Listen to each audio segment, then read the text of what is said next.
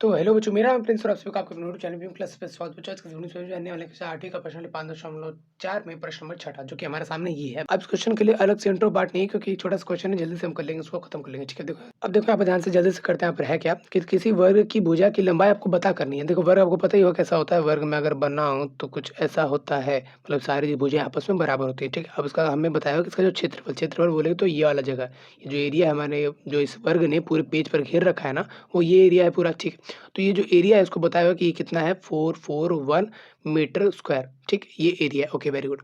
तो हमें इसका भुजा ज्ञात करनी है। ठीक, तो कहीं ना कहीं मुझे पता है कि यार वर्ग जो क्षेत्रफल होता है ना, वर्ग का क्षेत्रफल वो होता है भुजा गुणा में भुजा। ठीक, भुजा गुणा में भुजा। ठीक, अब भुजा कुछ भी हो सकता है। फॉर एग्जांपल मान लो यहाँ पर एस है, तो एस इंटू में एस बोले तो एक्स का स्क्वायर। इसी तरीके से इसको मैं लिख सकता हूँ। ठीक, वेरी गुड। चलिए ठीक है। अच्छा, मैं ये भी बताया है ना कि भुजा का यहाँ पे जो वर्ग का क्षेत्रफल है वो ये है। वर्ग एक तरीके का चतुर्भुज होता है जो कि ये रहा। ठीक, इसका जो क्षेत्रफल है वो ये है। कहने का मतलब है कुल मिलाकर कि भाई ये जो है कहीं ना कहीं हमारा जो ये पाँच, सॉरी पाँच नहीं है, एस है यानी कि साइड साइड का वर्ग जो है वो बराबर होगा फिर से आपसे इसके बराबर।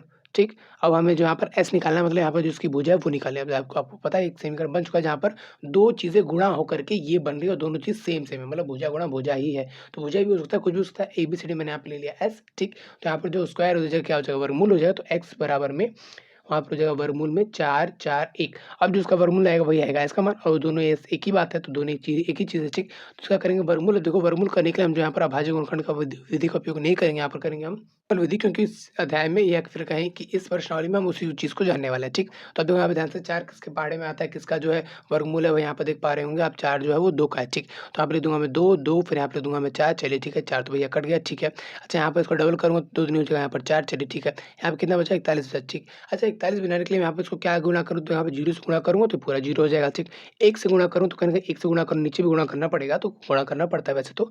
सबको गुणा करूँगा तो 41 ही बन जाएगा, मतलब कहने का मतलब एक ही रखने पर 41 बन जाएगा, हमारा काम हो जाएगा। तो कुल मिलाकर हमने देखा अभाज्य गुणनखंड के हमारा जो उसका वर्गमूल आएगा वो आएगा 21। तो 21 मीटर क्या है, इसका एक भुजा है या एक साइड। तो बच्चों कुछ इस तरीके से हमने जो है एक तरीके से यहाँ पर वर्ग वाला क्वेश्चन भी कर लिया। वैसे तो ये वर्ग वाला क्वेश्चन का ये चैप्टर है नहीं, बट कहीं ना कहीं हमने यहाँ पर जो है वर्ग और वर्गमूल का इस्तेमाल किया। इस वजह से ये वाला जो इस तरह का क्वेश्चन है इस चैप्टर में दिया हुआ है। ठीक है, तो इस वीडियो फिलहाल इतना था। अच्छा, अगला कोई क्वेश्चन आपको चाहिए तो आपको डिस्क्रिप्शन में मिल जाएगा। और बस